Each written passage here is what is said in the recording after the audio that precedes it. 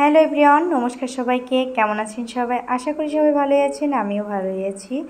আমাদের তো পূজা চলছে, কিন্তু আমি কোথাও যেতে পারছিলাম না, এজন্য আমার মনটা ভীষণ খারাপ ছিল। এই তো ছাড় একটু আগে আসছে বাসায় অফিস থেকে, এসেই বললো চলো পূজা দেখতে নিয়ে যাই। এই যে পূজা দেখতে নিয়ে যাচ্ছি, এই যে আমরা রেডি হয়ে সবাই মিলে চলে যাচ্ছি। আর আমার মামাটারও কিন্তু এই ফার্স্ট টাইম পূজা দেখা। গতবার পূজার সময় মনা অনেক ছোট ছিল, এজন্য যেতে পারিনি। এখন একটু বড় হয়েছে, এবার একটু পূজা দেখবো আমরা সবাই মিলে, এজন্য যে বের হয়ে পড়েছি। আমি বাসায় আছি আর কি মাগুরাতে, এজন্য আমি সপ্তমী পূজাটা মাগুরাতেই কাটালাম সবার সাথে একসাথে মিলে মাগুরাতে। এই যে আমরা পূজা দেখতে চলে আসছি। দুর্গা ঠাকুর কিন্তু দেখতে খুব সুন্দর হয়েছে, আর আমি এই প্রথম আজকে দেখলাম ঠাকুর, মাকে দর্শন করলাম আজকে। আমার দুই মা, এই যে মা আর মামা আর তার ঠাম্মা দুজনে মিলে একটু ভিডিও করে নিলাম। আসলে আমরা যে জিনিসটা ভিডিও ছবি করব সেটাই কিন্তু আমাদের কাছে এক একটা স্মৃতি। এই মুহূর্তগুলো আমরা পরে কিন্তু ফিরে পাবো না, যখনটা তখনই কিন্তু পাওয়া যায়। আর পাশেই ছিল মায়ের মন্দির, এর জন্য মা কালীর কাছে গেলাম আমরা একটু প্রণাম করে আসলাম। আসলে মন্দিরে গেলে কিন্তু মনটা অনেক ভালো হয়ে যায়, আর দেহ মন পুরো পবিত্র হয়ে যায়।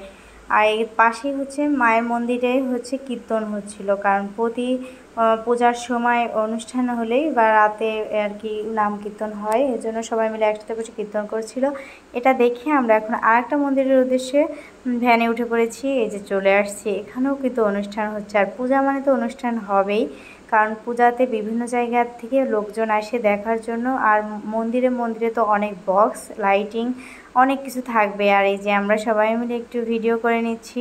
ভিডিও তো আমাদের করতেই হবে, কারণ আমরা তো ভিডিও করতে ভালোবাসি, তাই না? এর জন্য একটু ভিডিও করে নিলাম। আর আমার মাম্মাটা ভীষণ খুশি, কারণ সে ফার্স্ট টাইম পূজা দেখছে। আর তার বক্সের সাউন্ড তো একদম পুরো কী বলবো, সে যদি কোনো মিউজিকের সাউন্ড শুনে তাহলে তার নাচ উঠে যায়। অনেক ভালো লাগে তার মিউজিকের সাউন্ড, সে দেখলে তো পুরো একদম তার খুব খুশি লাগছে। আর সে তো বাহিরে বেরোতে পারছে, বাসার মধ্যে তো বন্দি থাকে সব সময়, বাহিরে বেরোলে পুরো মন খুলে হাসাহাসি করে, খেলাধুলা করে আর কি। এজন্য সে ভীষণ খুশি। আর পাশেই ছিল লোকনাথ বাবার মন্দির। আমরা কিন্তু মায়ের উদ্দেশ্যে গিয়ে কিন্তু অনেক রকম ঠাকুরের সাথে দর্শন করেছি, কারণ মা কালী মন্দিরে গিয়েছি, আবার বাবা লোকনাথকে দেখেছি, সাথে 4টা প্রতিমা দেখেছি আর কি, 4টা দুর্গা মন্দিরে। এই যে দাদা দাদা আর কি মেসোতো ভাই আমাদের হয়, যে দেখি যে দাদা সন্ধ্যা আরতি পূজা করছে। তা যাক, ভালোই হলো, পূজা তো একটু দেখতে পেলাম, ঠাকুরের সাথে সাথে কিন্তু আমরা পূজাও দেখেছি। এখন এই যে আমার মাম্মাটাকে একটু আশীর্বাদ করে দিচ্ছে দাদা। আর এখন ওটা দেখে দাদা বলছে যে পাশেও আর একটা পূজা হচ্ছে, তোমরা যাও ওখান থেকে দেখে আসো। এখন এই যে আমরা যাচ্ছি, লাইটিংগুলো কিন্তু খুব সুন্দর হয়েছিল। আর আমরা এই যে একটু পাশেই ছিল, একটু হেঁটে হেঁটে চলে যাচ্ছি আমরা মন্দিরে গিয়ে এই যে আর একটা মায়ের দর্শন করে নিলাম। মা কিন্তু বছরে একবার আসে এবং চলে যায়। যখন চলে যায় তখন কিন্তু ভীষণ দুঃখ লাগে, আর যখন মা আসে তার আগে থেকেই আমরা পরিকল্পনা করি যে কী করবে, যে কিছু কেনাকাটা করে নিলাম। ধন্যবাদ সবাইকে।